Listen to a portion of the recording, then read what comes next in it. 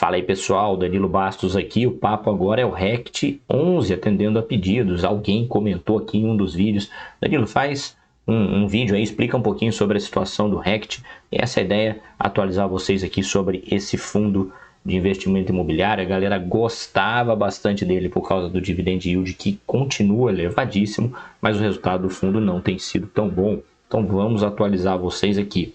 Não deixa de me seguir no Instagram, @DaniloGBastos. Não deixa de comentar nesse vídeo o que você quer que eu traga aqui de assunto para vocês. Curte, compartilha para ajudar aqui no crescimento desse canal. Para quem não conhece muito sobre o Rect, ele é um fundo de lajes corporativas que tem uma tese diferente da maioria dos fundos de lajes. A gente vê a maioria dos fundos de lajes comprando imóveis em regiões prime, boas regiões. E o Rect buscou em regiões secundárias, regiões alternativas. Eu já vou falar um pouquinho mais dessa tese. Vou dizer o que eu considero ali que foi o erro da gestão, sem querer julgar ninguém. Não sou gestor, sou analista, né? Minha função é comentar sobre o desempenho do fundo. E vou falar aqui também qual foi o erro dos investidores ao investir em Rect 11, tá? Então, alguns dados aqui para vocês. Esse fundo iniciou suas atividades em abril de 2019, administrado pela BRL Trust, e a gestora é a REC Gestão, né? Possui um patrimônio de aproximadamente 785 milhões, com 8,5 milhões de cotas emitidas. O último rendimento pago pelo Rect foi de 0,37 centavos por cota no dia 12 de 7 de 2024, com dividend yield de 1,07 na data base de 5 do 7. Olha que esse dividend yield é muito bom, um fundo que está pagando aí 1,07, como é que ele pode ter problemas? Então, fica ligado aí que você vai entender. Fundo acumula uma baixa de 24,13% só em 2024, hein? Iniciando o ano na casa dos 46 e atualmente negociado ali próximo dos 34,65. Nos últimos 12 meses, olha que interessante de novo, o Rect apresentou um dividend yield acumulado de 13,37 por cota. Como é que o yield pode ser tão bom e o fundo ser tão ruim? Dá uma olhada, pessoal, nesse histórico de desempenho do Rect, tá? Então, o que a gente tem aqui? A gente tem nesta linha azul despencando o Rect 11, desde o IPO, 24 de 4 de 2019. A gente tem na linha verde o IFIX, que é a média de mercado. A gente tem que superar essa média. Se a sua carteira estiver abaixo da média, você está investindo errado. Pode vir investir com a minha ajuda se quiser superá-lo. Eu ajudo você a fazer isso. Os links estão na descrição do vídeo. E a gente tem aqui na linha, essa azul mais escurona, quase uma linha reta, eu trouxe aqui para vocês o IPCA, tá bom? Trouxe o IPCA para a gente ter uma noção aqui de que o fundo entregou um péssimo desempenho. O desempenho real dele foi muito ruim. Olha que o IFIX, nesta janela de tempo, tudo varia com a janela de tempo, ficou em linha com o IPCA. Ou seja, também não foi um desempenho tão bom. Se a gente olha o IFIX no longo prazo, o desempenho é bem melhor. Eu já mostrei isso para vocês em outros vídeos aqui, tá?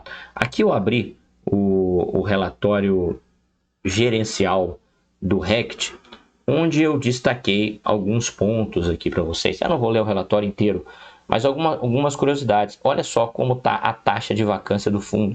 9,9%. A taxa de vacância é relativamente baixa, tá? Ou seja, está com 90,1% de ocupação.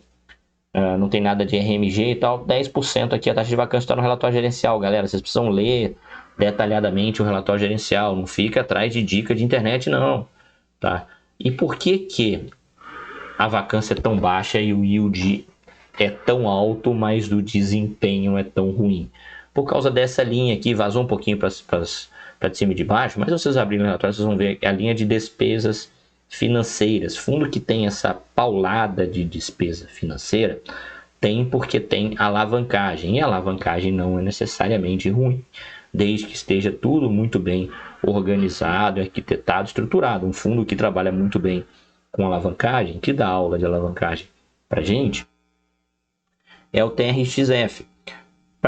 Apenas para curiosidade, olha, o fundo está com um baita desconto em relação ao valor patrimonial. Deixa eu abrir esse número aqui exato, só de curiosidade.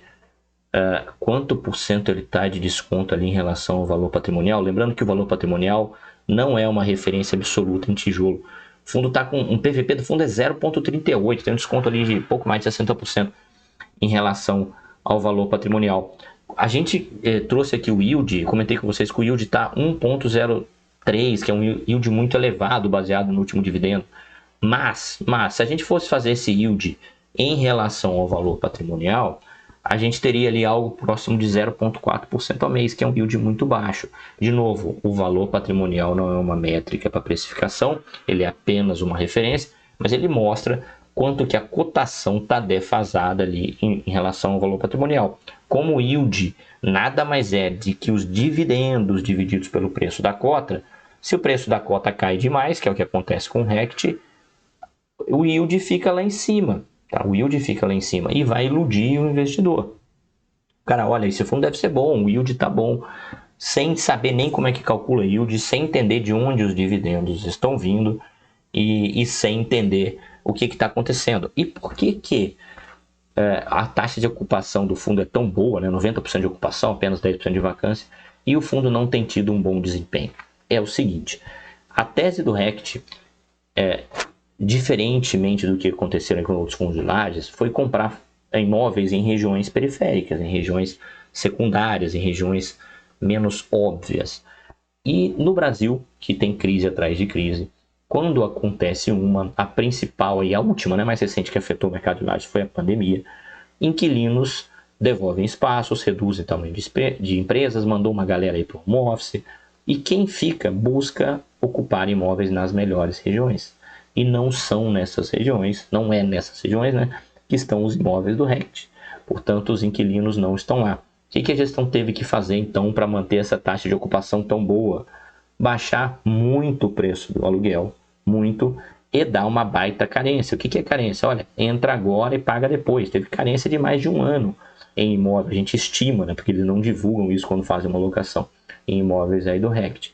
Então, na prática, o inquilino veio para pagar só lá na frente, muitos meses na frente, e ainda pagar pouquinho. Foi a forma que a gestão encontrou ali de manter a ocupação dos imóveis. Melhor isso, muito melhor isso, infinitamente melhor isso do que deixar o imóvel vazio. O imóvel vazio, além de não gerar receita, gera despesa de condomínio, de IPTU que o fundo vai pagar. É melhor ter alguma ocupação ali. Agora, se a receita é muito baixa, ela não é boa o suficiente, adequada o suficiente para fazer frente a uma alavancagem, uma dívida, principalmente num cenário que também aconteceu recentemente, que foi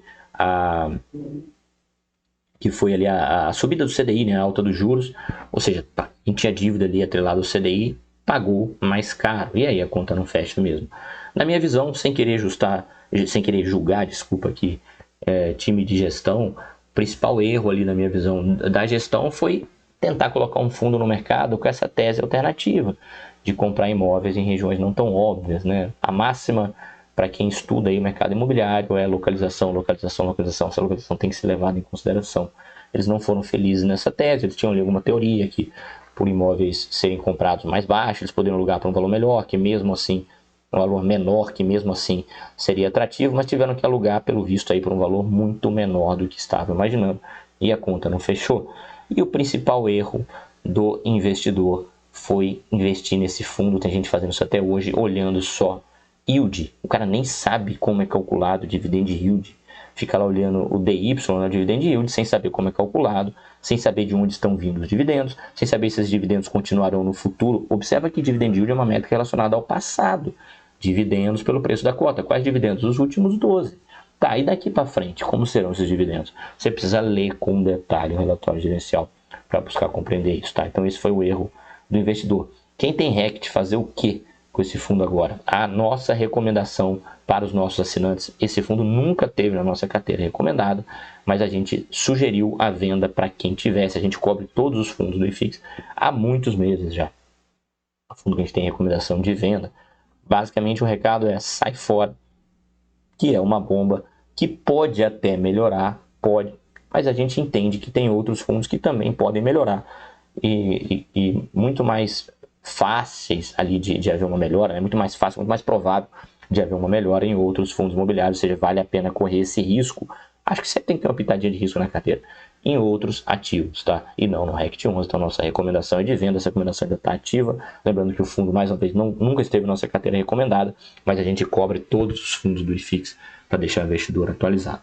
Beleza? Gostou desse vídeo? Comenta aqui Que outro fundo imobiliário vocês querem aí que eu traga para vocês? Não deixe de se inscrever no canal, me segue no Instagram, @DaniloGBastos. Grande abraço e até a próxima.